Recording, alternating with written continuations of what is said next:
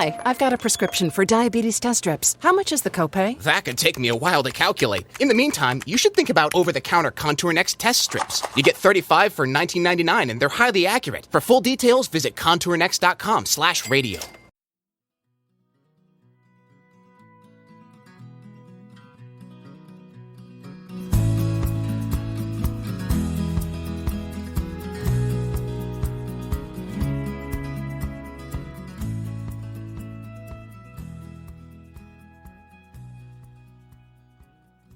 Hey folks, welcome to the Adventure Sports Podcast. I'm your host, Mason Gravely.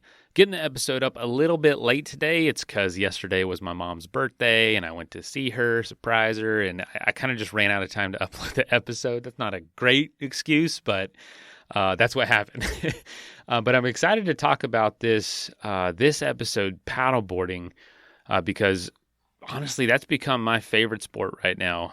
We have so much water around us, and it allows so much versatility on the water. And the best part about it, my favorite part, and it has always been one of my favorite things to do, is to look down into water to see the fish and the animals and the dolphins or whatever it is, the gators, whatever's around you, just the bottom of the water. Seeing all that in the water is so much fun. And it provides such a cool experience from like a kayak or something where you're sitting down, where you can't always see down in the water because there's a glare and just the angle. But with a paddleboard, you're looking straight down. And there's, I just did a 23 mile paddleboarding trip over the weekend, a camping paddleboarding trip with 25 of my friends. I didn't know everybody beforehand, but we all got to know each other by the end. And I was one of 3 on a paddleboard. And there were things that we saw that the others just didn't see, from manatees to different fish, because we had that angle and we could look down. And being able to stand up too, I could look over that first line of vegetation along the shore where I could see things deeper into the woods, for instance, and just get a different angle. But you can also sit down on them. So I'm a huge fan of paddleboards is what I'm saying. And it was a lot of fun, and I'm really excited to talk about this episode. It goes back a couple years. This is one of our early episodes with Travis. He was the host. This is, episode 10, so this goes back to 2015. Crazy. But all right, let's go ahead and jump in.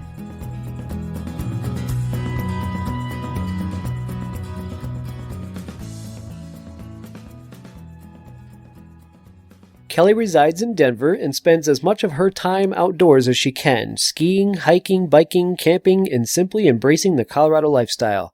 Kelly, welcome to the Adventure Sports Podcast. Thanks, Travis. Glad to be here. So, Kelly, I gave the listeners a little bit of information about you. Right. Would you take a few minutes to tell us more about yourself and your connection to Stand Up Paddleboarding? Sure. Well, starting as a child, I moved around a lot, but we always came back to Colorado for summers and winters because we had some family living here.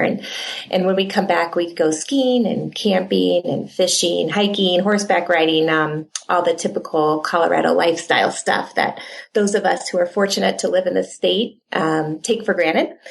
But as a kid, I was, loved the outdoors, very athletic, but I was also a bit dorky and watched politics at a very young age. I remember my brother has a story of me being 9 years old and in my parents' bedroom watching the State of the Union while friends and family were out watching a movie. So with that kind of dorky side of me, after college, I packed up and moved to D.C. to work in politics. And unfortunately, being in a big city like DC and working long hours, I kind of lost touch with the outdoors, and for about 10 years, actually. And in a roundabout way, came back to Colorado and really got into stand-up paddleboard. It was something different at the time. It was, something that not a lot of people were doing, and it really interested me because it was just a kind of a accessible way to get back out to being back outdoors and getting into a Colorado adventure again after taking a hiatus for so long. Well, DC will do that to you. Yes. I can understand that. So that was back when you got into stand-up paddleboarding. I myself have just kind of noticed it in the last, 2 or 3 years personally. So how long ago was that? Right. Well, that was, the first time I really tried it was about 4 years ago. So that was, about the time we moved from DC to Colorado. And, I had tried it on vacation actually in Hawaii, but, picked it up again, moving back out here in Colorado. So yeah, it was about 4 years ago. And since then it's really taken off. I mean, it's all over the place now, as you know, Travis. Yeah, it seems to. I have noticed it. And when I first saw it, I thought, ho hum, that looks, right. Totally. Looks like something people might want to do, but maybe not me. But, my interest is definitely piqued about it. I still haven't tried it myself, but there seem to be a lot of benefits to doing it.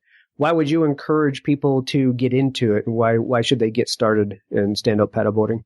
Well, I love your ho-hum comment because that is one of the big reasons I encourage people to get on a SUP because especially the hardcore adventure sports enthusiasts, because a lot of times, and I'm guilty of that as well, but a lot of times you get caught up in the destination, the conquest, the adrenaline of the sport that you're doing. And with SUP, it's more about the journey. It really allows you to stop and smell the proverbial roses. You listen to the waves lapping the board. You can feel and enjoy and really appreciate your muscles working together to keep you balanced. You can take those moments and kind of appreciate your strength and being on the water. So I really like, I talk to these outdoor enthusiasts that are, kind of turn up their nose at stand-up paddleboard as kind of boring, but really it's a way to kind of reconnect, and it is an adventure, and it's definitely a physical adventure, but it's a great way to kind of get back to enjoying the journey. And the second reason I encourage people to take up stand-up paddleboard is because I call it the gateway drug of adventure sports. It's like marijuana of outdoor adventures because we're in the right state, I guess. Exactly, totally. And it's so accessible to a majority of people. You can be young, old, male, female, in shape, out of shape. And in my line of work, I find many women who are uncomfortable or not confident in getting into a Colorado adventure sport. They are, willing to try stand-up paddleboard, and then they, build up their confidence, and they really start to enjoy being outdoors and trying something new. And a lot of these women we see after trying stand-up paddleboard with us, they are then more open to trying kayaking, and then they move to archery, and then they may try indoor skydiving. And then pretty soon we've got these hardcore like rock climbers, diehard adventure enthusiasts on our hands that were birthed from starting out on a stand-up paddleboard. So that's a really cool, we're seeing that a lot. And the third reason I love stand-up paddleboard is because you can make it as extreme as you want. So those hardcore enthusiasts who, kind of give us the ho-hum, they can get onto those whitewater stand-up paddleboards, which is gaining. Yeah. Have you seen those? No, I haven't. Oh yeah, totally. I mean, they're on, class 1 and 2 rapids, which is big time on a stand-up paddleboard. So, and there's actually multiple user stand-up paddleboards. So you can have 4 people on a board on the whitewater, kind of working as a team to get through the rapids. And then there's also stand-up paddleboard racing and ocean stand-up paddleboard, which is a whole nother challenge. So there's all these levels and facets to it that I love. So it's not just somebody standing on a board and some evening and piddling around a calm pond. It can be whatever you want it to be. Multifaceted. Well, that's really cool. Right. I had no idea. I mean, I knew that, some people did yoga classes on them, and I knew there were some people that were out there kind of, I don't know if you'd call it tricks, but they were doing some sort of freestyle, on their paddleboard. But I did not realize that they had the whitewater version of the sport, and certainly did not know that they had the multiple. Yes. The multiple person. That just sounds insane. I know. Especially on the rapids, which I haven't tried it yet, but I'm gonna do it. I'm gonna try it. Wow, good for you. So it's really scalable. I mean, that's good to hear. That's really cool. Yeah. So when somebody comes and starts up, they're not into adventure sports per se. They come and start up on a paddleboard. How long? I mean, what is the learning curve for them to really get comfortable with it and really start to enjoy their comfortability on the board? I found that's really dependent on a person's balance, really. And, you have some people that are just great, and they get on the board and they have about a 3-minute learning curve, and then they're off. And then you have some people who may, it may not have had to challenge their balance in a long time. So it usually takes them, I would say, 15 minutes, 20 minutes before they start kind of getting the hang of things and being able to get more comfortable. So there's really, it's a really little learning curve, I would say. And again, it's the biggest challenge is your balance. Sure. Yeah. It just depends on what they're used to. And right. And your core strength as well. So yeah. Yeah. And I think the core strength, I think it seems like it's a really neat sport to do for somebody that wants to get out there. I mean, similar to something like bike riding, it's low impact, but they're getting some phenomenal, exercise using their entire body. Is that true? Oh yeah, it's awesome. I mean, your arms, your legs, your entire core. It's basically a whole body workout. And, most people, it's funny. We have a lot of people are like, I did not think I was going to be sore after this, but you are. And, it is a lot of work paddling around that lake and keeping yourself up on the board. So yeah, it's a great workout. Yeah. I bet you're a little surprised in the morning sometimes, especially if you're out there on a windy day and find yourself on the other side of the lake and need to come back. Yeah, that's right. So the draw for me, I can see would be being out on the lake in an evening where things are calm and taking the meditative approach to it. What is it like being out there on a calm pond and just being inside your own head on a paddleboard? Describe that a little bit for us. Make the listener understand, what it is that goes through your head out there. Yeah. Well, I think if you're like me, there's on a daily basis, there's a million things going through your head, right? And, to-do lists and chores and, running the kids to school and just so much going on that, when you're on a paddleboard, to me, there's just such a peace and a calm and, you're just really in sync with yourself. I feel like it gives you that connection, going back to really appreciating the journey, appreciating being outdoors in Colorado. I really like taking a moment and listening to the waves hit the board. And that's so meditative to me and just gives you a great channel to kind of appreciate yourself and being able to kind of relax and just enjoy where you are and the connection with the water and just being outdoors. Yeah, that resonates. I can visualize that as you describe it. That would be a nice experience. I might have to try that. Yeah. So how about the moment? Was there a particular moment or a particular trip or outing that got you hooked on this and it just kind of clicked? Or was it the very first time you tried it, you just thought this was awesome? Yeah, I think, it was, as I said, it was about 4 years ago. We were in Hawaii and I was hanging out on the beach with my family. We were in Waikiki Beach in Honolulu. And, I was kind of getting bored being on the beach and I noticed there were some stand-up paddle boards that you could go rent. So, I thought, I'm going to try that. And we started out on a man-made lagoon near the hotel and it's totally calm. There's no waves. And I got on that stand-up paddleboard and I was like, yeah, I got this. This is easy. I'm like, within 5 minutes, I'm all over the lagoon. And so, feeling a bit cocky, I dragged the stand-up paddleboard from the calm pond out to the ocean. And, that was a whole different story. So, I'm on the board, you're on like a surfboard and you paddle out past where the waves are breaking.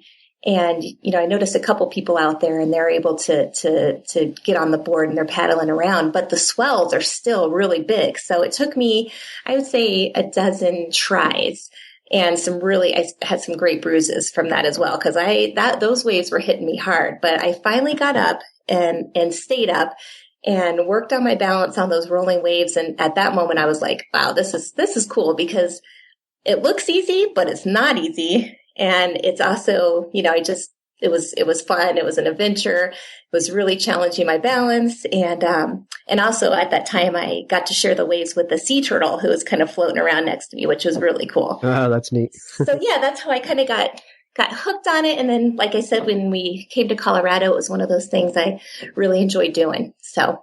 Oh, that's cool. So do people actually surf in this position on these boards with their paddle, or do they actually take on the waves, or is it just a matter of being out there? Yeah, they do. I have seen people that do take on the waves with their paddleboard. So, and especially now, as I kind of mentioned earlier, there's the paddleboard racing. And I know that, I've yet to do this, but there's, doing tricks and and hitting those waves. So it's definitely a sport that people are challenging themselves with on the ocean and in whitewater rapids and so forth. So yeah, it is something they do. Let's take a quick message break and hear from the folks that help make this show possible. As you gear up for fall, you need the right people on your team to help your small business fire on all cylinders. LinkedIn Jobs is here to make it easier to find the people you want to talk to faster. And for free. That's my favorite part, by the way. I have personally used LinkedIn for my hiring experiences, and it's worked really well. Create a free job post in minutes on LinkedIn Jobs and reach a network of over 810 million people. And of those 810 million people, there are at least 40 million looking for jobs every single week. You can add the job, screen people, simple tools, easy to use, and quickly prioritize who's a good candidate and who isn't. And all this is why LinkedIn Jobs is rated #1 in delivering quality hires versus leading competitors for small businesses. So if you're ready to find the right candidates fast and post your job for free, go to linkedin.com/ASP. That's linkedin.com/ASP to post your job for free. Terms and conditions apply. I know a lot of the people listening to this show are doing their part to help fight climate change and not leave such a big carbon footprint on the earth. Well, I'm going to give you a new tool to add to your arsenal, and that is the Aspiration Zero credit card. How it works is every time you use it, they plant 2 trees. So literally every time you swipe your card, they plant 2 trees, which is about how much carbon dioxide is used every day or produced every day by the average American, is about how much 2 trees can absorb. So what's really cool is you can rest assured every time you use it, they're planting 2 trees. And to date, they've already planted 75 million trees. So if you want to make your dollars make a difference, apply for the Aspiration Zero credit card today and earn a $300 bonus after spending $3,000 in the first 90 days. Apply now at aspiration.com/ASP to go carbon neutral effortlessly and earn a $300 bonus. Go to aspiration.com/ASP. The Aspiration Zero MasterCard is issued by Beneficial State Bank pursuant to license by MasterCard International Incorporated. Good credit required. Terms and conditions apply. That is plenty of that for now. Let's get back into the episode. Yeah, I envision the racing being more like a like racing shells in the river with rowers. Do they do that too, or is it just a matter of racing in the ocean? Right. Yeah, I've seen it both. I've seen it, there's at the Cherry Creek Reservoir. I've seen them racing there. And then, and then seen them racing in California on the ocean. So, yeah, I think it's, wherever you are, they're trying to set up races. Well, so I think my original belief that with stand-up paddleboarding, it was this calm, meditative thing, and that's the only way you can ride them. So we often ask our guests, if there's a time that things didn't go so right. But now I'm thinking there's a real potential there, for things not to go right on a paddleboard. Are there any experiences like that? Yeah, definitely. Well, as you know, Travis, the Colorado weather can be pretty unpredictable. And at Vela Adventures, Stand Up Paddleboard is one of our most popular adventures. And we've had a number of these outings. And one particular fall day, the weather started off fair. It was warm and sunny, and there was a slight breeze. And we had about 8 SUP beginners with us that day. And of course, we're always grateful for the smooth, calm water so our beginners can get their balance. And we got on our boards, and we were just getting comfortable paddling around. It was probably about 10 minutes into it when some serious wind just picked up around the Front Range. And there were literally whitecaps on the small lake. And it was pushing us on our boards through the water. And I'd say almost everyone lost their balance and fell off the board. Oh, no. And yeah, it was crazy. It was like, yeah, it was insane. So the best part about it was that it's really easy to get back on. And that's what I love about stand-up paddleboard too. Once you get knocked off, it's really easy to get right back on. And then you learn from what kicked you off the board. So for instance, if there's strong winds and big waves, you drop to your knees to make the balance easier. And also when you get knocked off, when you pull yourself on the board, you can just lay on top of it and wrap your arms around it for security and just knowing you're going to be okay. So it's not anything that's going to be life-threatening. So again, it goes back to that accessibility, and being able to do it regardless of, your fitness level or your gender or your, just your experience in adventure sports. I think it's just, something that once you get knocked off, you can easily get back on. Sure. Well, it's got to be comforting to have that giant flotation device to hang on to at the Definitely. same time. Yep. So are you tethered to the paddleboard? Nope. You're not? Nope. But most of the time we do it in a lake. So, and when I did it in the ocean, I was not tethered to it either. So I think it's probably one of those things that it's a personal decision. Right. And yeah. And do you wear life preservers? You can. And most of the time the life preservers are belts.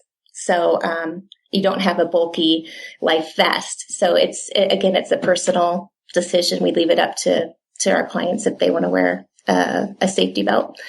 We do encourage them to do so, obviously, but again, it's what you're comfortable with, I think.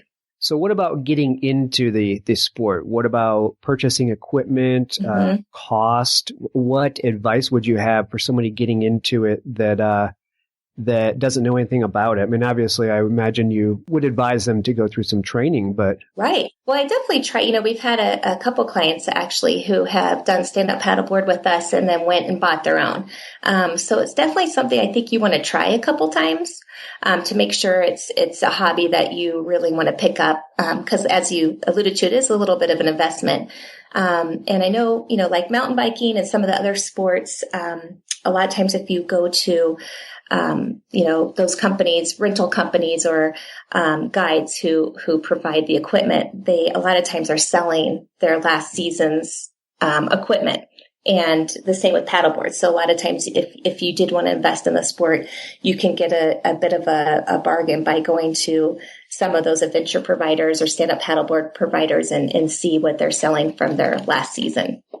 Yeah, that makes sense. Just like the ski and snowboard industry. Right. Last year's equipment. It's a good way to go about it. Now, what about various types of equipment? I've seen some inflatable ones. I've seen various sizes of them.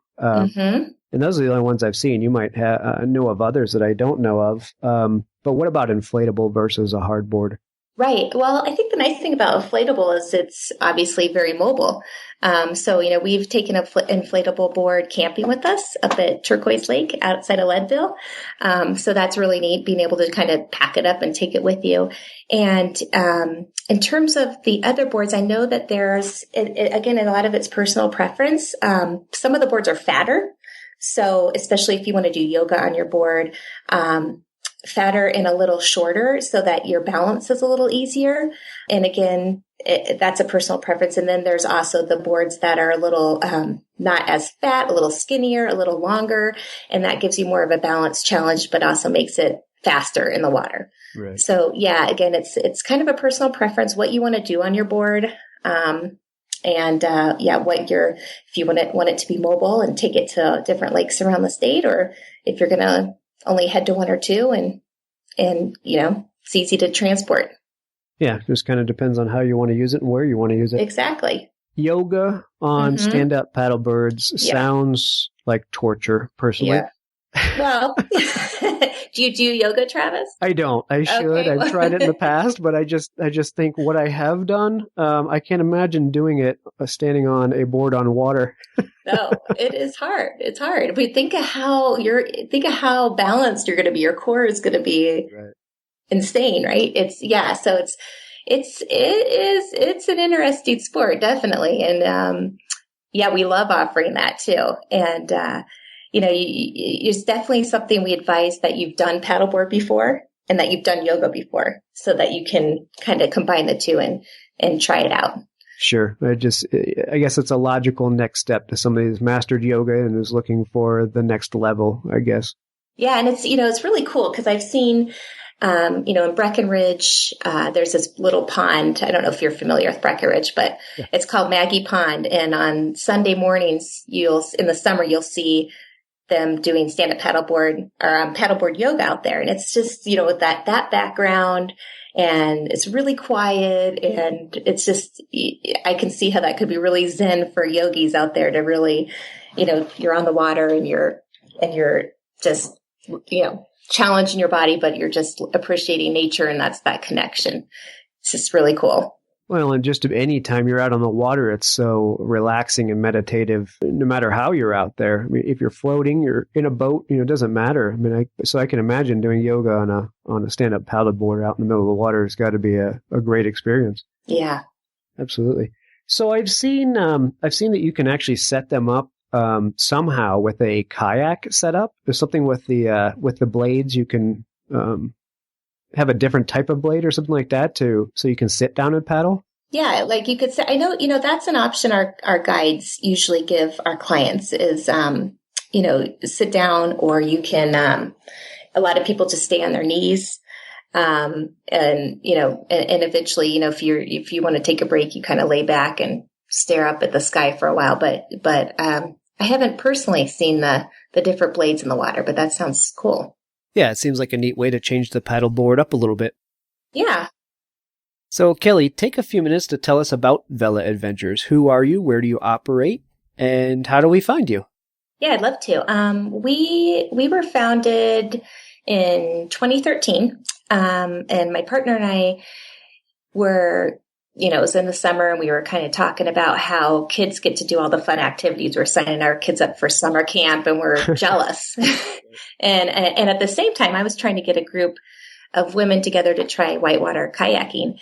And I was finding that it was really hard to find a group of just women and getting all the details together and then finding the right guide and all that. And we kind of put the two ideas together and came up with Vela Adventures, and just basically the premise that women, especially women, are just so busy taking care of other people, or just and are more reluctant to kind of put themselves first, and also maybe more hesitant to try something a little more out of their comfort zone, like rock climbing or kayaking or even stand-up paddleboard for some. So that's how we came up with it, and we really do all the legwork. So we meet all the guides.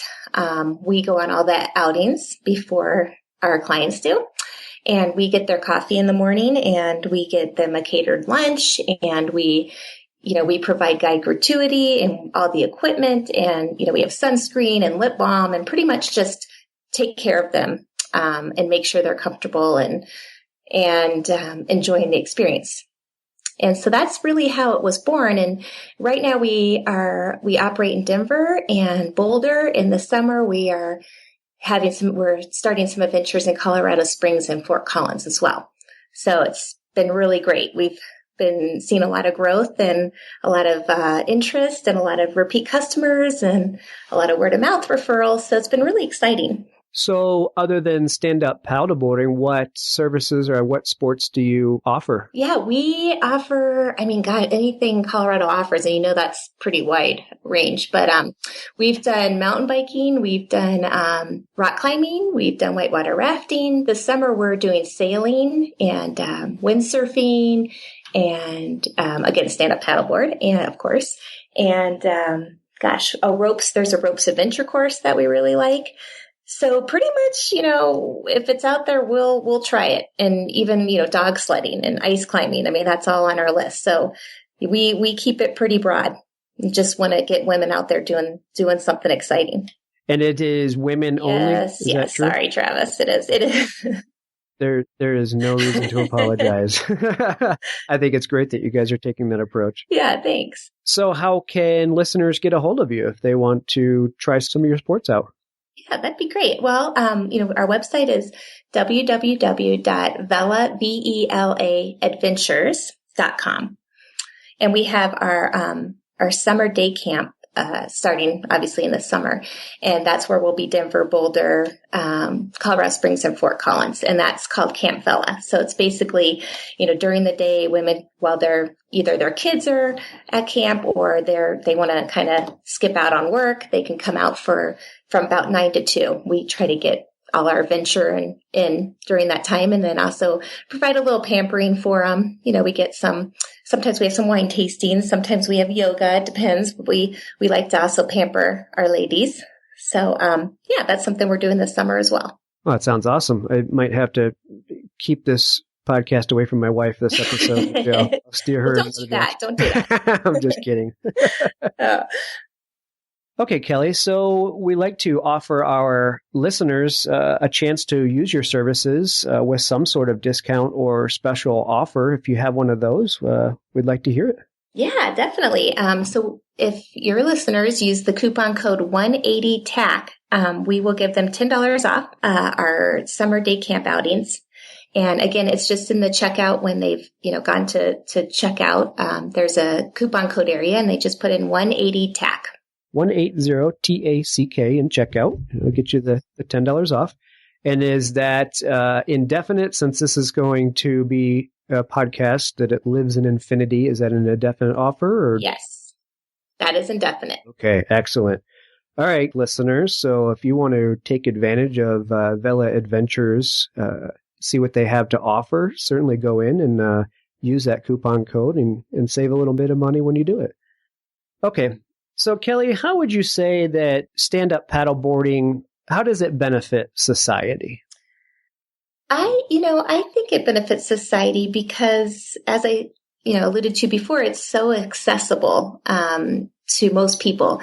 So regardless of age, of gender, fitness ability, I feel like anyone can really get on a stand-up paddleboard and challenge themselves and improve their mind and body. And the health benefits, of course, are great. And it challenges your balance. It helps boost your core strength. It strengthens your arm muscles and tones your leg muscles. It's an entire body workout. But it's also, even more importantly, I think, is a mental and emotional benefit.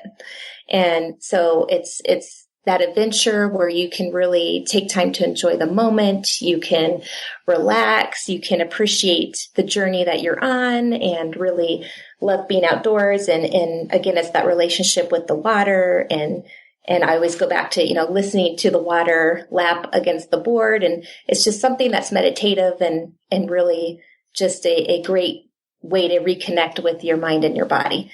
Yeah, I think that's really one of the benefits to society. It's just it's something accessible to everyone, a way for most people to kind of get back out and adventure, increase their fitness level and also improve their mind and body connection. Yeah, good answer. Yeah, I can see that. I mean, even somebody that's out there and does the hardcore adventure sports, obviously there's huge benefit for calming down and just being out there and being in your own mind. And, that meditative experience that you get from this can be so relaxing and so re-energizing or rejuvenating. Mm-hmm. I can see doing that. Yeah. And getting into it for sure. Yeah. And I think, it's always surprising to me, and it probably is surprising to you too, that we see a lot of women who, this is the first sport that they're willing to try.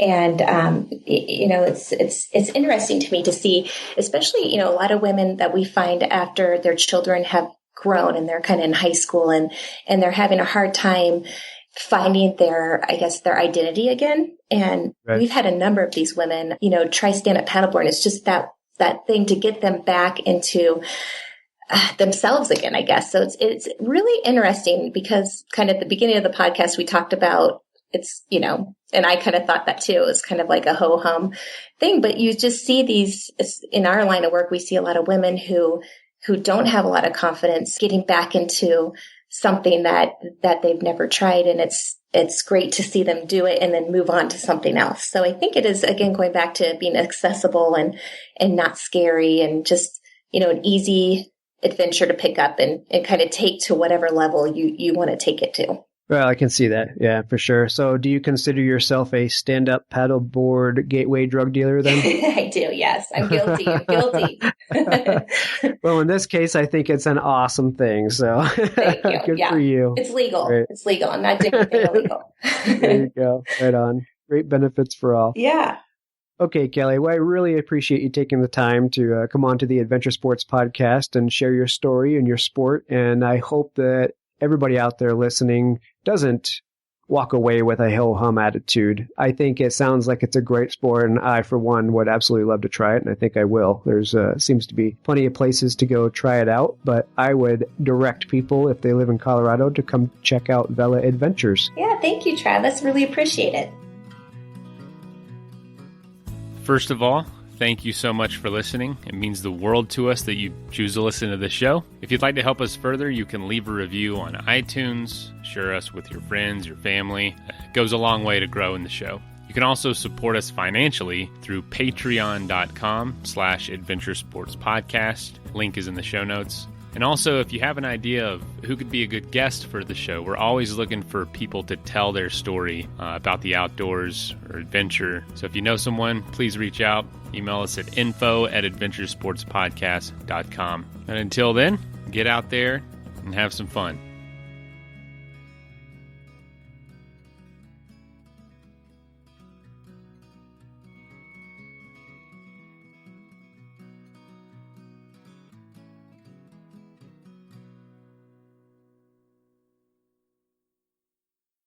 Hi, I've got a prescription for diabetes test strips. How much is the copay? That could take me a while to calculate. In the meantime, you should think about over-the-counter Contour Next test strips. You get 35 for $19.99, and they're highly accurate. For full details, visit contournext.com/radio.